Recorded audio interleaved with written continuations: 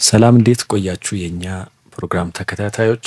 ዛሬም እንደተለመደው ወቅታዊ ጉዳዮች ላይ አብረን እንወያያለን። እኔ ሰይድ አሊና ሀይሚ በስቱዲዮአችን ተገኝተናል። እንዴት ቆየሽ? ሰላም እንዴት ነህ ሰይድ? ደህና ነሽ? አለን። ሰሞኑ አዳዲስ ጉዳዮች አለን። ታሪካዊ የሆነ የሀገራዊ ምክክር ፕሮግራም ትላንት በይፋ ተጀምሯል። ለአንድ ወር ደግሞ ይቀጥላል። ኢትዮጵያ ብዙ ተስፋ የምታደርግበት ፕሮግራም ነው። ብዙ ትልቅ እንግዶች የተገኙበት 4,000 ማያንሱ ታዳሚ ያለው በጣም የተዋቀረ የተደራጀ አይነት ፕሮግራም ነበረ እየተካሄደ ያለው። ዛሬ ይፋዊ የሆነ የወደ መመካከር አሳሳቢ የሆኑ ጉዳዮችን ጠንቅ የሆኑ ነገሮችን ለይቶ ውሳኔ የሚሰጡበት ይሆናል። ለዚህም ደግሞ መንግስት በሱ በኩል የሚጠበቀውን ሲያደርግ ቆይቷል። የሃይማኖት አባቶች ደግሞ በጸሎት ከፍተዋል። በጣም ደስ የሚል ድባብ ነበረው። ሌላ ደግሞ ትላንትናው በተመሳሳይ ቀን የአሜሪካ አምባሳደር በኢትዮጵያ ኤርቫን ማሲንጋ ወደ መቀሌ አምርቶ ስለ ወቅታዊ ጉዳይ ከህወሓት የቀድሞ ህወሓት ጋር ለመወያየት ያደረገ ጉዞ ብዙም አልተሳካም። ዶክተር ደብረጽዮንን ለማግኘት ሞክሮ ነበር። እሱንም ሳያገኘው ተመልሷል። ሌላ ደግሞ ህጋዊ ግዛዊ አስተዳደር የክልሉ ፕሬዝዳንት ጀነራል ታደሰ ወረደንም ለማግኘት ቀጠሮ ይዞ ነበረ። እሱም ደግሞ አልተሳካም። እነኚህ ጉዳዮችን አንድ ላይ ሁኔታዎቹ ወዴት ሊያምሩ እንደሚችሉ ነገሮቹ ደግሞ ከዚህ በኋላ ምን አይነት አንድምታዎችን ሊያስከትሉ እንደሚችሉ ለመጠቆም እዚህ ዛሬ ተገኝተናል። አዲስ ከሆናችሁ ሰብስክራይብ እንድታረጉ፣ ነባር ከሆናችሁ ላይክ፣ ሼር እንድታረጉ እንጠይቃችኋለን። እንቀጥል። እሺ፣ ያው ትናንት ሐምሌ 8 ለብዙ ጊዜ አጀንዳ በማሰባሰብ ሂደት ላይ ብዙ የተደከመበት፣ አጀንዳ በመለየት ሂደት ላይ ብዙ የተሰራበት ታሪካዊ አዲስ 4 ዓመት አጀንዳ በማሰባሰብ ሂደት ላይ ይሄ የሚያሳየው እንግዲህ የትኞቹ ናቸው አጀንዳ ሆኖ መለየት አለባቸው የሚለውን ከሁሉም አካባቢዎች በደንብ በጠራ መልኩ ለመሰብሰብ ምን ያህል ጊዜ ተወስዶበት የተሰራ ስራ እንደነበር ነው የምናስይዘው የምንመለከተው። ያው ብዙ ጊዜ አሁን 4 ዓመት መሆኑን በራሱ አንዳንድ አካላት ሊያጣጥሉ ሲሞክሩ እናያለን። 4 ቀን አይበቃም ወይ የሚሉ ሁሉ ሰምተናል። ግን እችን የምታክል ሀገር ለዘመናት የቆየ ቁርሾና የታሪክ ክፍተቶች በ4 ቀን ተሰባስበው ያልቃሉ። በ4 ቀን አካታች የሆነ አጀንዳ ይመረጣል ብሎ ማሰብ በራሱ ምን ያህል ለሀገሪቷ ህዝብም ሆነ ለሀገሪቷ ጥያቄ መጨረሻ እልባት ማግኘት ምን ያህል ቦታ የማይሰጡ አካላት እንደሆኑ የሚያሳይ ነው። ነገር ግን በምክክር ኮሚሽኑ የተወሰደው ይሄ ዘለግ ያለ ጊዜ አጀንዳን የመለየት ጊዜ በደንብ የትኞቹ ናቸው አጀንዳ መሆን የሚገባቸው፣ የትኞቹስ ናቸው የጋራ መስማማት ላይ መድረስ የሚገባባቸው የሚለውን ጉዳዮች በደንብ መለየት ላይ ብዙ ስራ እንደተሰራ የሚያሳይ ነገር ነው። እነሱ ሁሉ ሂደቶች አልፋ አሁን ኦልሬዲ ሲጠበቅ የነበረው የምክክር ሂደት ትናንት በይፋ ተጀምሯል። ቅድም እንዳልከው ነው በጣም ባልተለመደ መልኩ እኔ አሁን ከቅርብ ጊዜ በተለይ ከለውጡ መንግስት ወዲህ እያየን ያለናቸው መድረኮች ኢትዮጵያ የእምነት የሃይማኖት ሀገር መሆኗን በደንብ የሚያሳዩ የሚያጎሉ ናቸው። መድረኮች የሚከፈቱት በሃይማኖት አባቶች ምርቃት ነው፣ በሃይማኖት አባቶች ባርኮት ነውና ይሄ ደግሞ በጣም ደስ የሚያሰኝ ነው። አንድ አማኝ ከስንት ፐርሰንት በላይ ነበረ አማኝ ያለባት ሀገር የምትባለው ሀገራችን ኦልሞስት ወደ 100 የሚጠጋ ፐርሰንት አማኝ የሆነ ህዝብ ያለባት ሀገር እንደመሆኗ ነገሮች በባርኮትና በምርቃት መጀመራቸው በጣም ትልቅ ተስፋ ሰጪ ነው።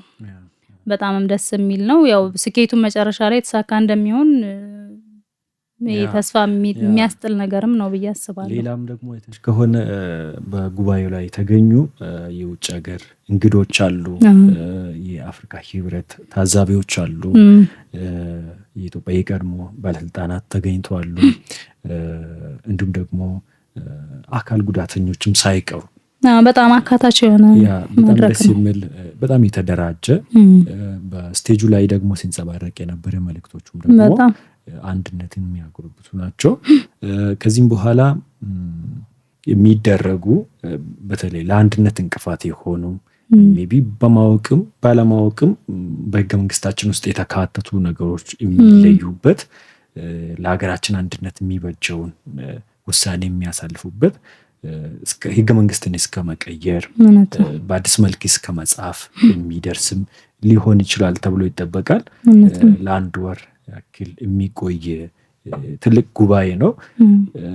አንዳንዶች ሲያጣጥሉ እንሰማለን፣ ግን አንድን ነገር ከመሬት ተነስቶ እንዲሁ ማንቋሻሽ እንዲሁ ማጣጣል ተገቢ አይደለም ብለን እናምናለን። ቢያንስ እንደዚህ አይነት ትሬንዶች ከዚህ በፊት ከነበሩ ከዛ ልምድ ተቀስሞ አንድን ነገር እንደዚህ መሆን ነበረበት ማለት ይቻል ነበር። ግን ኢትዮጵያ እንደዚህ አይነት ጉባኤዎችን አስተናግዳ አታውቅም። አንዳንዴ ይሄ ከውድቀቶችም መማር የሚቻልባቸው ሁኔታዎች እኮ አሉ። ግዴታ ከስኬት ብቻ አይደለም። አሁን አንዳንዴ ደጋግሞ ስሙንም ማንሳት አጉል ይሄ አስፈላጊ ያልሆነ ትኩረት መስጠትን መስሎ እየታየን ስለሆነ ነው እንጂ ኢህአፓም ያወጣው አንድ መግለጫ አለ ከትላንት ወዲያ በደርግ ዘመነ መንግስት ማብቂያ ላይ ሰላምና ዲሞክራሲ ነው ምናምን የሚባል የጋራ ጉባኤ ተካሂዶ እንደነበርና ያን በተመሳሳይ እንደከሸፈ አይነት ነገር በማንሳት ያሁኑን በተመሳሳይ መልኩ ሊሆን እንደሚችል ከዛ በፊት የህሊና እስረኞች በእነሱ አጠራር የህሊና እስረኞች ይፈቱ፣ ሌሎች ነገሮች ሁሌም ከምርጫው ጅማሮ ጀምሮ የሚለውን የነበረውን ነገር እነሱ ነገሮች ካልተደረጉ ምንም አይነት ውጤት የማያመጣ ምክክር እንደሆነ መግለጫ አውጥተዋልና ይሄ አንዳንዴ የኛ ካላቦካ ነው ምን አይልም የሚባል ነገር እንደዛ ይመስላልና ይሄ አሁን የፖለቲካ እስረኛ ምናምን እያሉት የሚሉት ነው አንዳንዴ በተደጋጋሚ ያነሱታልና ምን አስባለሁ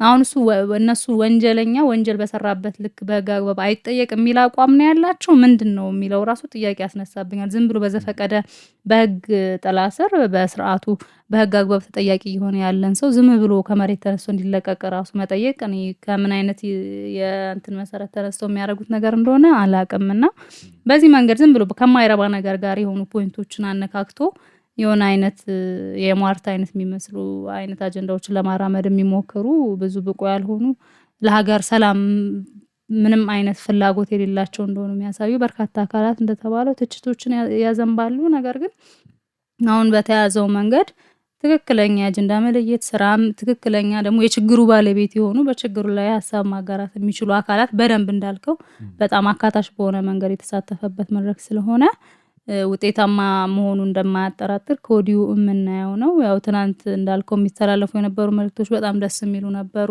አንዲት ከጋምቤላ ወይም ከቤንሻንጉል እርግጠኛ አይደለሁም ሀመር ነች ምን ብላለች እሷ ማን አሸነፈ ሳይሆን ኢትዮጵያ አሸነፈች የምንልበት መድረክ እንዲሆን እመኛለሁ ብላለች እና አሁንም ቢሆን ማን አሸነፈ ሳይሆን ኢትዮጵያ አሸነፈች የምንልበት አይነት መልካም ውጤት ይዞ የሚመጣ መድረክ እንደሆነ ከወዲሁ ዝግጅቶቹም ያስታውቃሉ። እኛም ተስፋ እናደርጋለን። ሌላ ደግሞ አይተሽ ከሆነ የአፍሪካ ቀንድ ሰላም አማካሪ ማለት በአፍሪካ ደረጃ ማለት ነው የአፍሪካ ዩኒየን የመደባቸው እንዲሁም ደግሞ በአውሮፓን በአሜሪካን እውቅና ያገኙት ኦሉሴጉን ኦባሳንጆ በተለይ ስለ ኢትዮጵያ ሲያነሱ በጣም በአድናቆት ነው ይህ ትልቅ ክስተት ነው እያሉ ነበሩ። እንዲሁም ደግሞ እንደዚህ አይነት ኮንፈረንስ በናይጄሪያ ተደርጎ እንደነበር እሳቸው በዛን ጊዜ በጦርነቱም ተሳታፊ እንደነበሩ በሲቪል ዋር ውስጥ ማለት ነው። ከዛ በኋላ ወደ ሀገራቸው ፕሬዝዳንት ሆነው ሲሰሩ እንደቆዩና እንደዚህ አይነት መንገድ አዋጭ እንደሆነ እውነት ነው ከዚህ በፊትም ልምድ ሲያጋሩ ነበር። በመድረክም ደግሞ በጣም በግልጽ ነው የተናገሩት። ይሄ ትልቅ ተስፋ የሚሰጥ ጉዳይ ነው ከወዲሁ ማለት ነው። ሌላ ደግሞ እኔ የገባኝ በተለያየ ጎራ ያሉ ሰዎች በዚህ ዙሪያ በጣም እየተንጫጩ ነበር። እኔ የገባኝ ነገሩ ትልቅ ውጤት እንደሚያመጣ ነው። በዚህ ልክ እነሱን ሊያንጫጫ ከቻለ ማንጫጫት ከቻለ ትልቅ ውጤት እንጠብቃለን ማለት ነው። እውነት ነው። በአንድ ጊዜ እንደዚህ በዛም በዚህ ያሉ የተለያየ አጀንዳዎችን የጠላትን አጀንዳ ሲያራምዱ የቆዩት ሰዎች በተለይ እንዴት አሞራ እንባላለን የጠቅላይ ንግግር እንደዛ አላለም ነበር እና ያው ለኔ ነው እያለ የጠቅላይ ሚኒስትር የጠቅላዩን ንግግር እየመነዘረ የሚወስድ አካል በስቷልኝ። ያው እንግዲህ ራሱን ያውቃል ማለት ነው። እንግዲህ ራሱን ያውቃል። ውጤቱ ካሁኑ ታይቷቸዋል ማለት ነው። በዚህ ውጤት እነሱ ተጠቃሚ አይሆኑም። ምክንያቱም የጠላት አጀንዳ አራማጅ ስለነበሩ የሀገራችን ዜጎች ሁላችንም ተጠቃሚ እንደምንሆን ከወዲሁ መገመት ይቻላል ማለት ነው። በምንችለው ሜቢ የምንጠይቅበት ድጋፍ ጉዳዮች ካሉ ሁላችንም ለመሳተፍ ሜቢ ሀሳብ የምንሰጥበት ጉዳይ ካለ ለዚህም ዝግጁ መሆን አለብን። በየጊዜው ደግሞ አዳዲስ ነገሮች ካሉ በምክክር ጉዳይ ላይ በጣም በነቃ ሁኔታ መከታተል ይኖርብናል። ወደ ሁለተኛ ጉዳያችን ስናልፍ የትግራይ ህዝብ ሰላም እንደናፈቀው ነው። አሁንም በጣም እየተረበሸ ነው ያለው። በጦርነት ስጋት ውስጥ ነው ያለው። የአሜሪካ መንግስትንም ማመስገን እንወዳለን። በዚህ ዙሪያ በጣም የራሱን ጫና እያደረገ ነው። ያለው ጥረት እንዲያገኝ ሰላሙ እንዲቀጥል ጥረቶችን እያደረገ ይገኛል። ከዚህ በፊትም የአሜሪካ አምባሳደር በኢትዮጵያ ኤርቫና ማሲንጋ ተደጋጋሚ ጉዞዎችን አድርጓል ወደ መቀሌ በተደጋጋሚ ማለት ነው። በዚህ ሁሉ የፕሪቶሪያ ስምምነት ሙሉ በሙሉ ይተግበር ነው። ሰላሙን ማግኘት የምትችሉ ሙሉ ሰላም ማጣጣም የምትችሉት ስምምነቱ ከተፈጸመ በተገቢ ሁኔታ ወደ መሬት ከወረደ ከተተገበረ ብቻ ነው ሲሉ ነበሩ። የትላንትናው ክስተት ግን በጣም የተለየ ሆኗል። እነሱም ብሎ የሄደ አምባሳደር ከነሱ ጋር ለመመካከር ወጪ አውጥቶ ፕሮግራም አድርጎ የሄደ አምባሳደር እነሱን ሳያገኝ ተመልሷል። የምክትል ፕሬዚዳንቱ አሁን ህገወጡ መንግስቱ አማኑኤል አሰፋ እና የማዕከላዊ ኮሚቴ ነው የአምባሳደር ባሌማ ያ እንደዛ ነው መሰለኝ። አዲስ ዓለም ባሌማ ከነሱ ጋር ነው የተወያየ። ይሄ ደግሞ ተስፋ አያደርጋቸው። ምክንያቱም የያዙት ፕሮግራም ትልቅ ነው። እዛ ሄዶ ነው ያጡት። እንግዳ አንድን ሰው አክብሮ ወደ ቤት ሲሄድ ስለ ጉዳያችሁ ለመወያየት በተለይ ስለ ሰላም ሲሆን አስቤና በጣም ይሰማቸዋል። የአሜሪካ መንግስት እንዳዘነ ከዚሁ መገመት እንችላለን። ምክንያቱም ለእኛ ብሎ ነው ለትግራይ ህዝብ ብሎ ነው እንጂ ሜቢ የተለየ ነገር አያገኙም። እነሱ ቀጠና ሰላም ሲሆን ደግሞ ያተርፋሉ። እነሱ የታወቀ ነው። ግን አብዛኛው ነገሩ ለሰላማችን ነው፣ ድጋፍ እየሰጡ ነው ማለት ነው፣ ወደ ጦርነት እንዳንገባ። የህወሓት ድርጊት ግን በጣም አሳፋሪ ነው፣ በጣም ያሳዝናል። ግን መንገዶቹን የዘጉበት ሁኔታ እንደነበር ብዙ ሚዲያዎች እያጋለጡ ይገኛሉ። እንዲሁም ደግሞ ዶክተር ደብረጽዮን መቀሌ ሆኖ አምባሳደሩን ሳያገኙ እንደቀሩ እያጋለጡ ነው። ሌላ ደግሞ ጄኔራል ታደሰ ወረደ አትድም አምባሳደሩን አትገናኝም ተብሎ አትወያይም ተብሎ የቁም እስረኛ ሆኖ እንደቀሩ ጠባቂዎቹ በግድ እንዳስቀሩት ከዛ የተነሳ ምንም ማድረግ አልችልም ተከላከልኩ ብሎ ከአምባሳደሩ ጋር በስልክ እንዳወሩ እየተሰማ ይገኛል። ይሄ በጣም የሚያሳዝን ስምምነቱን ሙሉ በሙሉ ከመጣስም ባለፈ የጦርነት አዋጅም ይመስላል። የፌዴራል መንግስትም ደግሞ የግል ጥረቱን እያደረገ ይገኛል። በዚህ ዙሪያ ላይ እንወያያለን ማለት ነው። አዎ ትላንት የነበረው ትልቁ ክስተት በቅርብ ጊዜ ይዞ የነበረውን ወደ መቀሌ የሚደረግ ጉዞ ሁለቴ ከሰረዘ በኋላ በሶስተኛው መቀሌ ላይ የተገኘውን አምባሳደር ማሲንጋን የተቀበለበት መንገድ ቡድኑ በጣም አስደንጋጭም አሳፋሪም ሆኖ አግኝተነዋል። በእርግጥ ከዚህ በፊትም አሁን የደብረጽዮን በቦታው አለመገኘት ነው እንጂ ትንሽ አዲስ ክስተት የሆነብን የተቀናቃኝ የፖለቲካ ፓርቲዎችን፣ ገለልተኛ የሚዲያ ሰዎችን እንዲሁም ሌሎች ከህወሓት በተቃራኒ የሆነ ሀሳብ ያራምዳሉ በሚል የለያቸውን ሰዎች ህወሓት ከዚህ በፊትም ልክ አምባሳደሩ ጉዞ ማቀር ከጀመሩ ጊዜ ጀምሮ አምባሳደሩ ጋር መገናኘት እንደሌለባቸው ውሳኔ ላይ እንደደረሰ በብዙ ሁኔታዎችና በብዙ መልኩ ያየን ነበር። ከውስጥ የሚወጡ መረጃዎች ነበሩ። ከዛ በተረፈ ህወሓት በልሳናቶቹ በኩል ሳይቀር አምባሳደር ማሲንጋ በመቀሌ በሚያደርገው ቆይታ ደብረ ጽዮን ከፈቀደለት አካላት ውጪ ከማንም ጋር መገናኘት እንደሌለበት እሱን አጥብቆ መስራት እንደሚገባው ቡድኑ በደንብ እያሳሰቡ ልሳናቶቹ ሳይቀር በደንብ ሲናገሩ የነበረበት ሁኔታ አለና ይሄ የተቀናቃኝ ፓርቲዎችን ገለልተኛ የሚዲያ ሰዎችን ለውጥ ፈላጊ የሚባሉ ኃይሎችን ለማግኘት እንዳይችሉ ከጅምሩም የክልከላ ዕቅድ መኖሩን በደንብ ስናይ የነበረው ነው። ከዛ በተረፈ አዲሱ ነገር የዶክተር ደብረጽዮን በቦታው አለመገኘት ነው። ይሄ ደግሞ ለዲፕሎማቲክ ማህበረሰቡ በጣም ትልቅ ንቀት ያሳዩበት ክስተት ሆኗልኝ። ለሰላምም ያላቸው ፍላጎት ምን ያህል የወረደ እንደሆነ በደንብ አረጋግጠውላቸዋል በዚህ ክስተቱ ማለት ነው። ይሄንን ደግሞ የዓለም አቀፍ ማህበረሰቡም አሜሪካም ቢሆን ዝም ብሎ እንደ ተራ ነገር የምታየው ነገር አይሆንም። በብዙ መንገድ የምትተረጉመው ብዙ ነገር የሚጠቁማት አይነት ክስተት ነው። ይሄ ምንም ጥያቄና መልስ የለውም። ከዛ በተረፈ ግን ቡድኑ አረና እንዲሁም ደግሞ ውድብ ወለዱ ትግራይ የሚባሉት የትግራይ ተቀናቃኒ ፓርቲዎች የአምባሳደሩን ጉዞ ተከትሎ ባወጡት መግለጫ አካታች ያልነበረ ጉዞ እንደነበረ ቅሬታቸውን ገልጸዋል።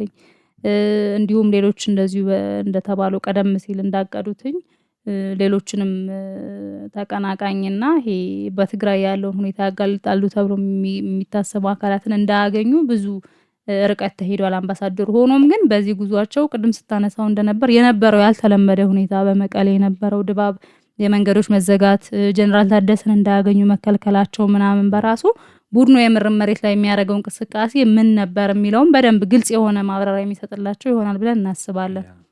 ከሰዎቹ ቀጥታ ከሚያገኙት መረጃም ባለፈ እነሱን ለማግኘት ቢከለከሉም እንኳን ያያቸው ሁኔታዎችን ምናምን አስተውለው የቡድኑ ጸረ ሰላም የሆነ ክልሉን ውጥረት ውስጥ የማስገባት እንቅስቃሴ እስከሄድ ድረስ መሆኑን በደንብ መረዳት የሚችሉበትን አይነት ምስል ፈጥሮላቸዋል ብለን እናስባለን። የትናንቱ ጉዟቸው እሱ ነው።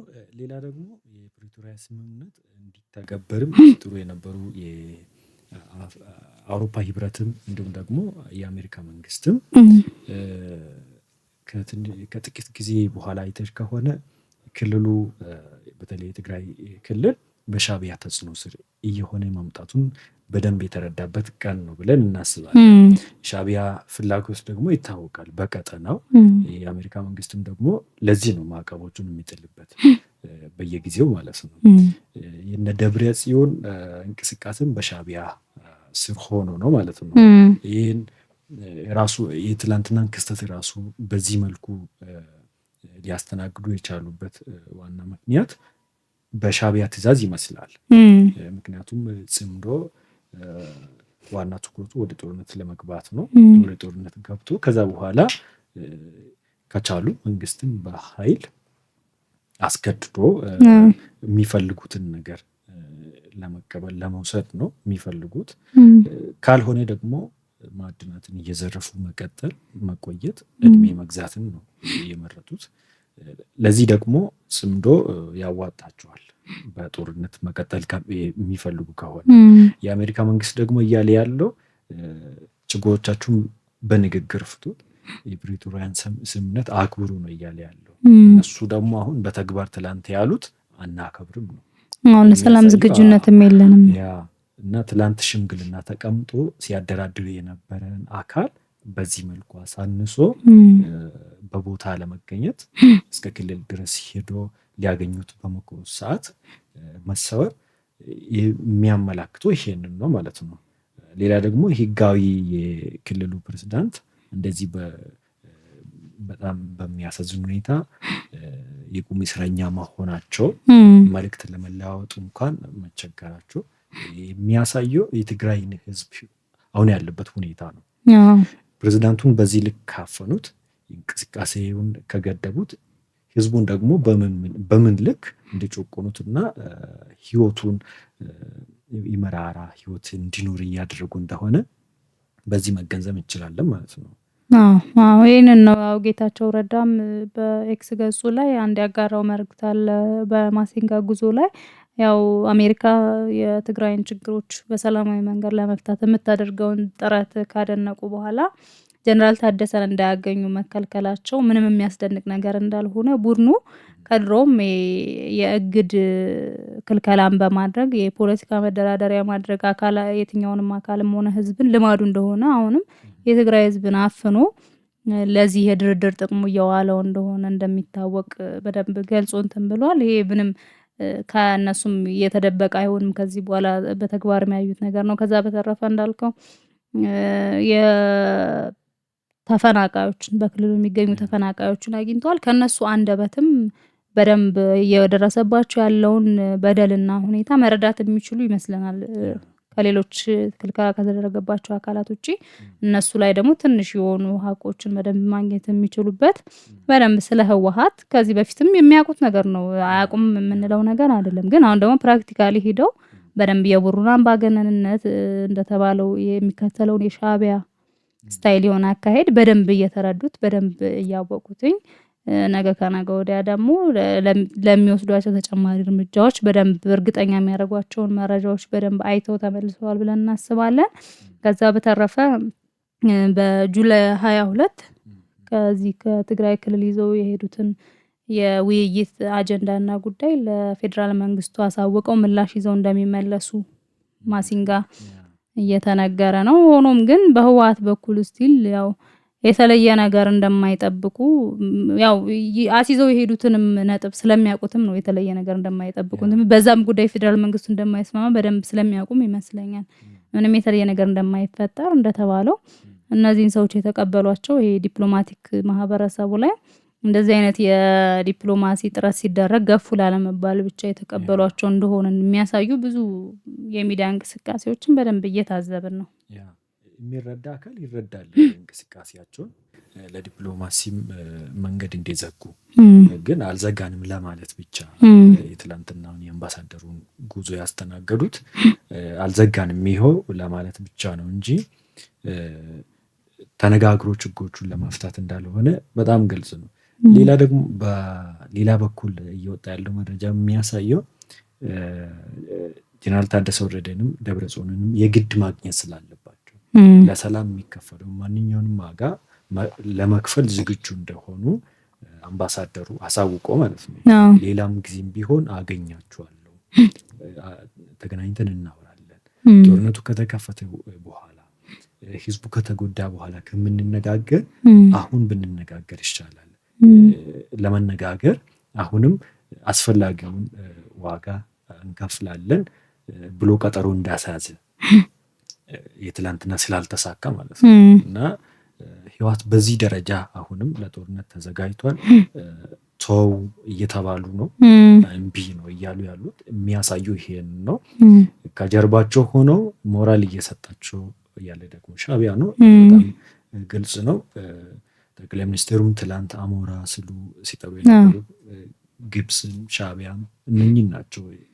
እኛ ስንገዳደል ጥይት የሚያቃብሉ ስሉ የነበሩ ሲንገነባ ግን ስንለማ ግን ድምፃቸውን የማያሰሙ ብሎ ሲያወራቸው ነበር። እና ሰው ከዚህ በኋላ ምን ሊያደርግ ይችላል ብለን ብዙም አዲስ ነገር ይፈጠራል ብለን አንገምትም። እኛ ሲዝቱ ነበሩ ጦርነት እንደሚከፍቱ።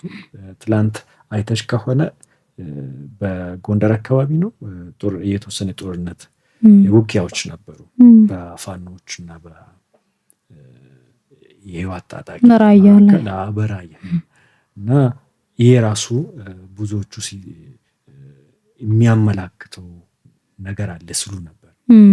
አምባሳደሩ መቀሌን ሲረግጡ እነዚህ ደግሞ ተኩስ የከፈቱበት ከፋኖ ጋር ጽምዶ መስርተናል እያሉ ግን እርስ በርስ ሲተዋከሱ የሚያሳየው መልእክት ሊያስተላልፍ የፈለጉት መልእክት አለ። እኛ ጦርነት ፈላጊዎች ነን እንደማለት ነው የሚቆጠሩ ስሉ ነበር። እና በጣም ግልጽ ነው፣ በጣም የተደበቀ አይደለም። የህወሓት ፍላጎት ወልቃይትን በኃይል ለመያዝ ነው የሚፈልገው። እንዲሁም ደግሞ ማዕድናትን እየዘረፈ መቀጠል ይፈልጋል።